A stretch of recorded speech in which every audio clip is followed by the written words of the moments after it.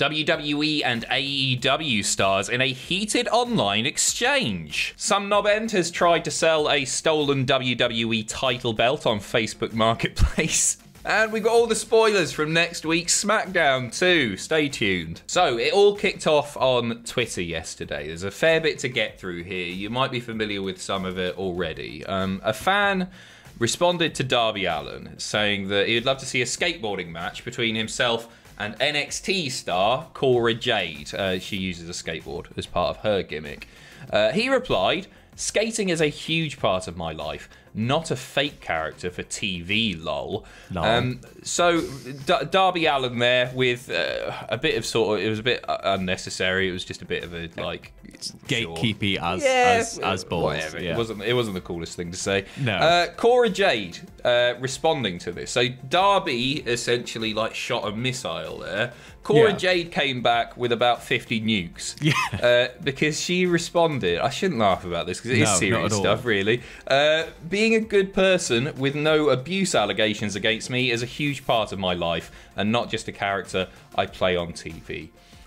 So obviously that is in relation to the accusations levied against Darby Allin during the Speaking Out movement.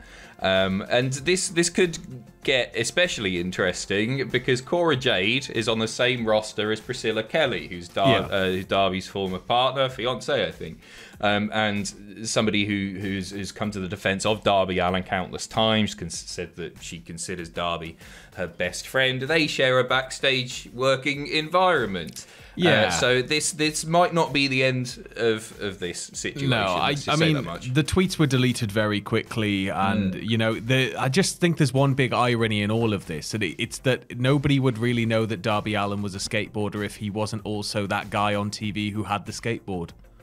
He's not in the Tony Hawk's games. That's the only reason that I know people are skateboarders. Who was that guy with the bucket hat? It's Chad Musker, Bob Burnquist. He was my boy. It's skating. It is one of those things where if you get into it, it's so easy to just take the board everywhere you go that it does become part of your life, and you do quite get a bit. It's my thing, and I really like doing it. But just pick your battles, man. Yeah, it was He turned it up to about 6. Yeah, and she turned up to about 100, 120. Yeah, right. Tore the knob off. So anyway, who knows where this will go? Yeah. As you say, they've deleted the tweets now, but certainly all kicking off on social media once again. There's going to be some very, very unhappy people. Not least Darby Allin and probably Priscilla Kelly. Next up, over on the AEW side of things, a title match has been set for Ho Ho Ho Christmas Rampage. In fact, two big matches set here. One of them's a title match. First of all, we're going to see Hook's second ever match in AEW against a bear. Against a bear. That's right, Bear Bronson of Bear Country. It looks to me just a hunch, but they might be setting Hook up for a pretty big undefeated streak here.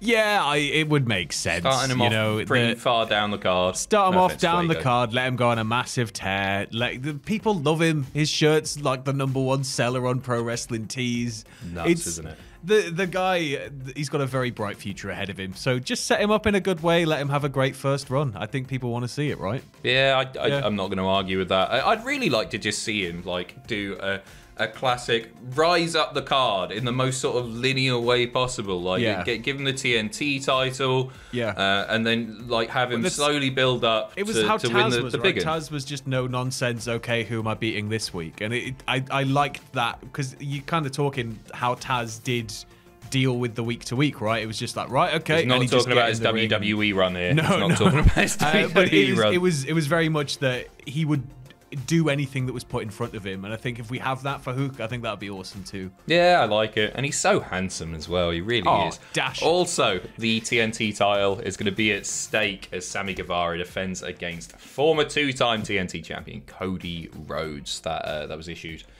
The challenge was issued on last week's Dynamite and then on Rampage. It's all kicked off basically. So yeah. Check that out. Cody once again challenging for the belt. Wouldn't surprise me if he picks up the win there. Yeah, but next week's Rampage does air on Saturday. which course, is Christmas night itself, because Turner will be doing 24-hour marathons of A Christmas Story that begin on Christmas Eve. So it's all right. They get a Christmas Day slot, 9 o'clock. Everybody's already full of food. I'm sat there at 3 a.m. still drunk. It's going to be great. I'm dead by then. There's no way I'm going to be up at that time. There's been a lot of sleeping through the day. You got to sleep the turkey off. Yeah, I'm full of snowballs, crashed out on the sofa while Mum, Dad, and Nan watch that. Oh, what's it called? Don't tell the midwife. Don't call the midwife. Awful. Anyway, speaking of belts, one belt that you may remember that was stolen fairly recently, it was back in October. Rhea Ripley had her bag stolen in Albuquerque, New Mexico. It's popped up now on where else but Facebook Marketplace. Yeah. So you may be familiar with Belt Fan Dan. He's one of the top wrestling belt guys. He runs a Facebook group called BeltTalk.com's Real and Replica Championship Belt Buy Sell Trade. And this isn't a replica, this is a real, because somebody posted and he's obscured the name. Oh, it looks like it's Joseph something. It's Joseph something, but there ain't no picture, there ain't no name. Authentic, real, one-of-a-kind, Rhea Ripley, spelled wrong, WWE Tag Team Championship belt. A rare find. Yep. Ready for your collection. Make offer. Make offer. So there is make offer. So there it is. There's the real belt. £12. It doesn't look like it was on there for very long at all, but Dan managed to get a screen grab of it. Tweet. I saw in the replies that because people were like, "Oh, why don't you post his full name?" And he responded, "Was like, well, the people that need to know the full name have been informed. Know now. So the feds know, maybe WWE and the knows Fed as well. knows. So it looks like they'll probably get their belt back sooner rather than later. It shouldn't be an especially difficult thing. It was just the tweet, just like, and the idiot tried selling it on my group. Oh, no. I mean, why would you try and sell like an authentic, if you know you have an authentic belt? That's some like, if you're trying to offhand something like that, that's got to surely be done in the shadiest manner possible, not just, here's my name and phone book number. Right. So it looks, fingers crossed they get the belt back. What an absolute moron.